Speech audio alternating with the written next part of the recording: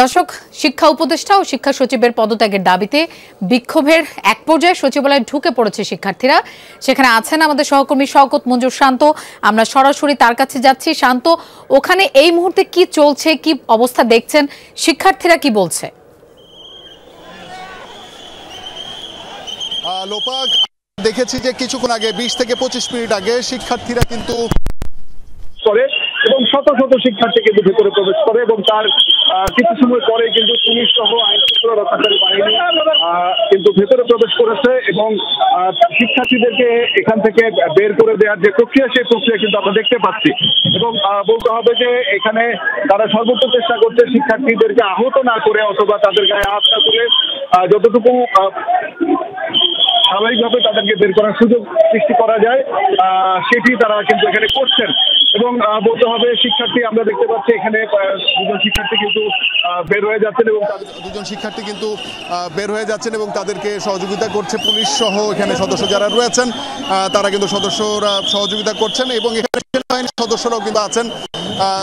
আমরা এখানে যে পরিমাণ সংখ্যক শিক্ষার্থীদেরকে ভেতরে প্রবেশ করতে দেখেছি, তাদের ভেতরের যেই অংশের শিক্ষার্থীরা রয়েছেন তাদের কিন্তু আমরা নিচে রাস্তায় তাদের যে জুতা স্যান্ডেলগুলো রয়েছে সেগুলো কিন্তু অসংখ্য স্যান্ডেল পড়ে থাকতে দেখেছি। অর্থাৎ এখানে তারা হয়তো ধাওয়া খেয়ে হয়তো এখান থেকে তারা দৌড়ে পালিয়েছেন বা আশ্রয়ে যাওয়ার চেষ্টা করেছেন। আমরা দেখতে পাচ্ছি যে দূরের যেই বাউন্ডারি গেটটা রয়েছে, বাউন্ডারির উপরে কিন্তু শিক্ষার্থীদের অবস্থান রয়েছে এবং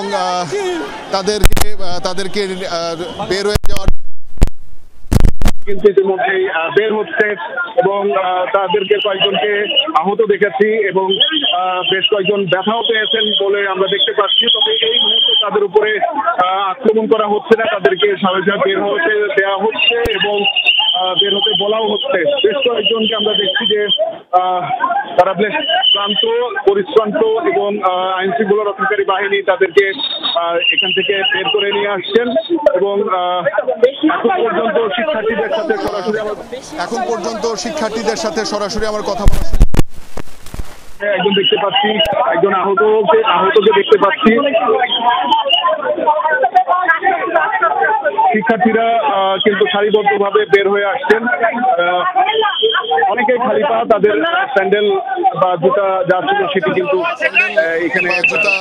সেটি কিন্তু এখানে পড়ে আছে এবং একজন আহতকে দেখছে যে তাকে কোলে তুলে নিয়ে যাচ্ছে। নারী শিক্ষার্থীও আমরা দেখতে পাচ্ছি এবং পুলিশ সদস্যরা এখানে কিন্তু অবস্থান নিয়ে আছেন। তাদেরকে এখান থেকে নিরাপদে বের করে দেওয়ার যে পথ, সেই পথটা কিন্তু তারা তৈরি করে দিয়েছেন এখানে এবং তারা কিন্তু এখানে শিক্ষার্থীদেরকে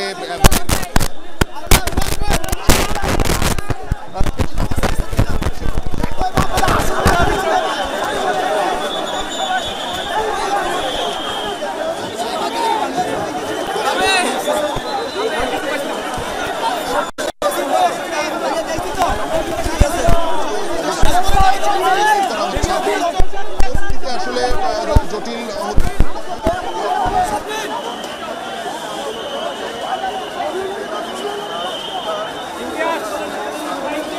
এবং যে আলটিমেটাম তারা দিয়েছেন যে 1 ঘন্টা সময় বেঁধে দেওয়া হয়েছিল, সেই 1 ঘন্টার সময় অতিবাহিত হওয়ার পরে শিক্ষার্থীরা কিন্তু ভেতরে প্রবেশ করে এবং ভেতরে প্রবেশ করার কিছু সময় পরেই আমরা দেখতে পারি যে পুলিশ সদস্যরা কিন্তু ভেতরে আসেন, একই সাথে সেনা সদস্যরাও আসেন এবং শিক্ষার্থীদের যে অবস্থান, ভেতরের যে অবস্থান, সেই অবস্থান থেকে তাদেরকে সরিয়ে নেওয়ার যে প্রক্রিয়া আমরা এখন দেখতে পাচ্ছি। যদিও এখানে তাদেরকে আহত করার প্রক্রিয়া আমরা দেখেছি, পুলিশ সদস্যরা কিন্তু সচেষ্ট ছিলেন যাতে আহত না হওয়ার কয়েকজনকে স্বাভাবিকভাবে বের করার চেষ্টা করেছেন। আবার বেশ কয়েকজনকে আমরা দেখেছি তাদেরকে আহত অবস্থায় নিয়ে যাওয়ার আমরা দেখেছি। পরবর্তীতে শিক্ষার্থীদের সাথে যখন আমাদের কথা হবে তখন হয়তো আমরা জানতে পারবো তাদের কোনো অভিযোগ রয়েছে কিনা এবং তারা আসলে পরবর্তী কর্মসূচি সেটা আমরা জানতে পারবো এবং একই সাথে এখানে যে আইন শৃঙ্খলার পরিস্থিতি, সেই পরিস্থিতির কথা আমরা হয়তো বা জানাতে পারবো শিক্ষার্থীদের সাথে কথা বলার মাধ্যমে।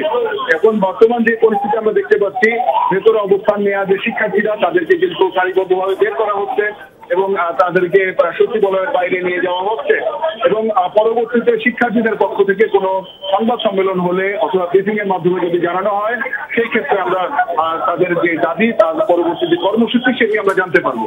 এবং সচিবালয়ের ভিতরে কিন্তু আমরা টিয়ারশেলের শব্দ আমরা পেয়েছি, যদি আমরা সামনে সামনে দেখতে পারিনি যে আসলে টিয়ারশেল এখানে ছোড়া হয়েছে কিনা এবং শিক্ষার্থীদের কি পরিমাণ আহত হয়েছে সেই সংখ্যাটাও এখন পর্যন্ত নিশ্চিতভাবে বলার সুযোগ হয়নি। আমরা হয়তো বা কিছু সময় পরে শিক্ষার্থীদের মাধ্যমে সেই সংখ্যা জানতে পারবো এবং শিক্ষার্থীদের আরো কোনো অভিযোগ আছে কিনা, শিক্ষার্থীদের আরো কোনো কর্মসূচি আছে কিনা সেটাও আমরা জানতে পারবো। এবং এখানে পুলিশের পক্ষ থেকে যিনি উপস্থিত রয়েছেন তার মাধ্যমে হয়তো আমরা জানতে পারবো যে আইন শৃঙ্খলা রক্ষাকারী বাহিনীর আনুষ্ঠানিক কোনো বক্তব্য যদি থেকে থাকে। এখন পর্যন্ত আমরা যে চিত্র দেখেছি, শিক্ষার্থীরা যারা ভিতরে প্রবেশ করেছিলেন তাদেরকে কিন্তু সারিবদ্ধভাবে সচিবালয়ের গেট থেকে বাইরে বের করা হয়েছে এবং বের করা হচ্ছে। ইতিমধ্যে আমরা সেই যে স্রোত সেই স্রোতের সাথে আমরা অবস্থান করছি এবং বলতে হবে যে সকালের কিছু পর থেকে কিন্তু বিভিন্ন দাবিতে হঠাৎ করে আমরা এখানে একটা উত্তেজনা সৃষ্টির একটা পরিবেশ আমরা দেখেছিলাম, আবার স্বাভাবিক হয়েছে। বলতে হবে যে শিক্ষার্থীদের যে আন্দোলন, শিক্ষার্থীদের আন্দোলন ছিল শিক্ষা উপদেষ্টার পদত্যাগ এবং সেই পদত্যাগের পেছনে তাদের বেশ কিছু অভিযোগ ছিল। সেই অভিযোগগুলো শিক্ষার্থীরা সকালে জানাচ্ছিলেন এবং আলটিমেটাম দিয়েছিলেন যে 1 ঘন্টার মধ্যে শিক্ষা উপদেষ্টার পদত্যাগ তারা দাবি করেন, না হলে তারা সচিবালয়ের গেট ভেঙে ভিতরে প্রবেশ করবেন এবং সেই আলটিমেটামকে সত্য প্রমাণ করে কিন্তু শিক্ষার্থীরা ভেতরে প্রবেশ করেছিলেন এবং পরবর্তীতে আইন শৃঙ্খলা রক্ষাকারী বাহিনী শিক্ষার্থীদেরকে এখান থেকে বের করে দিয়েছেন। তবে খুব বেশি যে বল প্রয়োগ করা হয়েছে বিষয়টা এমন নয়, তাদেরকে যতটুকু সম্ভব স্বাভাবিকভাবে বের করার চেষ্টা যেমন আমরা দেখেছি, তেমনি বেশ কয়েকজন শিক্ষার্থীকে আহত আমরা হতে দেখেছি এবং সেই আহতের ঘটনা কিভাবে হয়েছে সেটি হয়তো শিক্ষার্থীরা যখন তাদের আনুষ্ঠানিক বক্তব্য প্রদান করবে তখন হয়তো আমরা তাদের অভিযোগ অথবা পরবর্তী কর্মসূচি আমরা জানতে পারবো। এখন বর্তমান যে পরিস্থিতি বলতে হবে, যে আন্দোলনরত শিক্ষার্থীরা যারা প্রবেশ করেছিলেন সচিবালয়ে তাদেরকে কিন্তু আইন শৃঙ্খলা রক্ষাকারী বাহিনী একে একে সবাইকেই সচিবালয় থেকে বের করে দিয়েছেন এবং এখন যে শেষ যে অংশটি শিক্ষার্থীদের মিছিলের শেষ অংশটি কিন্তু এখন বের হচ্ছে। আমরা এই স্রোতের শেষ অংশেই রয়েছে এবং আমরা তাদের সাথে সচিবালয়ের গেট পর্যন্ত যাচ্ছি এবং সেখানে আমরা বের হয়ে শিক্ষার্থীদের যে কথা সেটি আমরা শোনার চেষ্টা করব, তাদের দিক থেকে কিছু বলা আছে কিনা সেটাও আমরা জানার চেষ্টা করবো। একই সাথে আইন শৃঙ্খলা রক্ষাকারী বাহিনীর পক্ষ থেকেও আনুষ্ঠানিকভাবে কিছু তথ্য দেওয়া থাকবে কিনা সেই তথ্যের বিষয়টি আমরা জানাবো। আমরা এখানে একটি গাড়ি দেখতে পাচ্ছি, যে গাড়িটি আসলে ভাঙা হয়েছে, তার গ্লাসগুলো ভাঙা এবং বেশ ভাঙচুর চালানো হয়েছে গাড়িটির উপরে এবং পাশাপাশি অন্য পাশে আরো বেশ কয়েকটি গাড়ি রয়েছে যে গাড়িগুলো আসলে ভাঙচুরের শিকার হয়েছে।